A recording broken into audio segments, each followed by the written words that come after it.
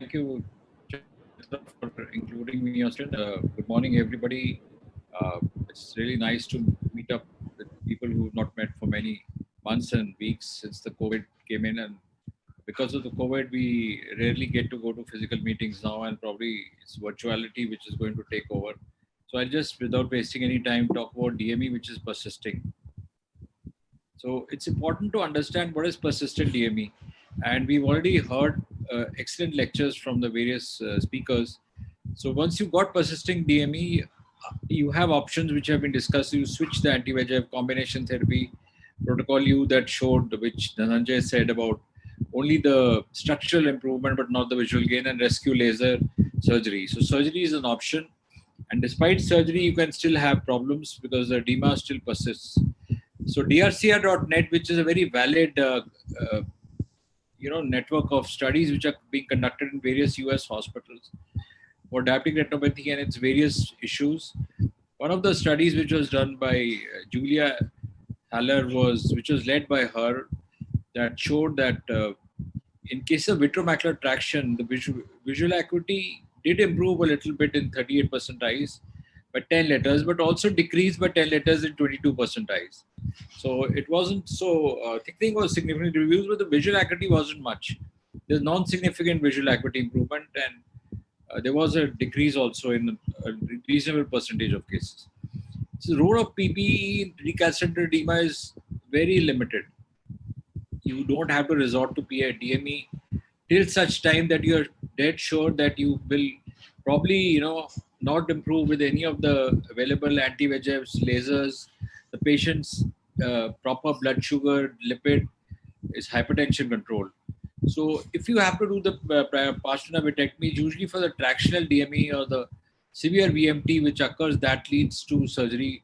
And of course, in diabetics, the hyaloid tends to become thick. It is some kind of an abnormal deposition on the hyaloid, which makes it very taut. So the taut hyaloid, and especially with repeated lasers, the hyaloid in fact sticks onto the macula. So if there's, it is said that it improves the oxygen delivery once you do the vitrectomy, removes the inflammatory mediators, which we were just hearing from Santosh, and so it definitely helps maybe in some ways, but it's got a limited role. Finally, I'm telling you in this highlighted slide that because there is discontinuity, have a look. I look at the the outer layers and the biomarkers, because once you've got a disrupted ellipsoid and large exudates in the center, probably you're not going to get much out of the surgery.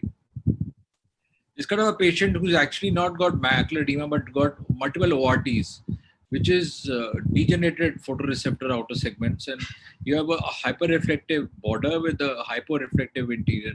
So we always look at that, and I tell my residents that please, once you got this, the edema, and there's a loss of structural indentation loss, then these kind of patients will improve only partially, even with anti-VEGFs or steroids. So you get a refractory edema.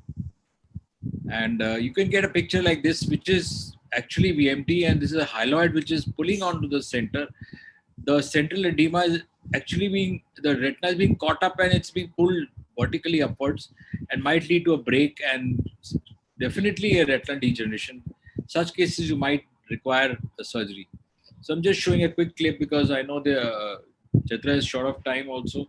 So I won't waste much time on any of the slides, and just highlight the important points in each slide. So we have the Ingenuity 3D, which I like to work on, and the IOCT device. So once you got tractional edema, then with a severe vitreomacular traction, like you just saw in the OCT in the previous slide, then I know this kind of a vitreomacular traction is a wide, broad-based VMT, because it's classified internationally into broad-based and a narrow-based VMT when it's greater than 1500 microns or less than 1500 microns.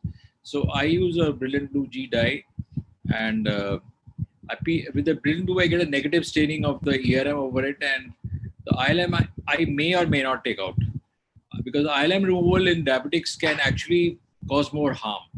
So only if I feel that yes, he may, probably the exudates will get exposed to the vitreous cavity, you may have more decrease of inflammatory mediator.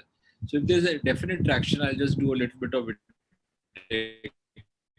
trying to do a center too much of cysts in the center.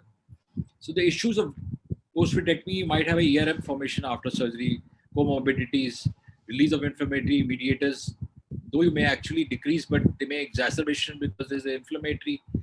After vitrectomy, there's also a lot of inflammation. And the pharmacokinetics of the drugs, especially anti-VEGFs, change in vitrectomized eyes. So drug clearance is faster for anti-VEGFs. So always remember that in vitrectomized eyes, so you may need to give steroids only. It's Ozurdex or triamcinolone. And dose modification, as is recommended, that you should not reduce the dose. As in silicone-filled eyes, you do 50% of the dose, but in vitrectomized eyes, you give this full dose of the anti-VEGF. And this is vitreous clearance, which has been shown in IOVS study that if there's no PPV versus PPV, the vitreous clearance is very fast. So therefore, that is a handicap after vitreous surgery. So the role of intravitreal steroids has been very strongly highlighted by my guru, Professor Dogra. And there's a rationale of using glucocorticoids and reducing DME visual acuity. So there's a study which was done also from India by Professor Mangat Dogra and Professor Mohit Gupta and all from PGI. The fluocinolone astronide is actually a little controversial drug because it acts for 3 years and it may lead to a lot of glaucoma, but the UTIC has been given FDA approval for DME. So with this, I'll conclude my lecture. I hope it was useful.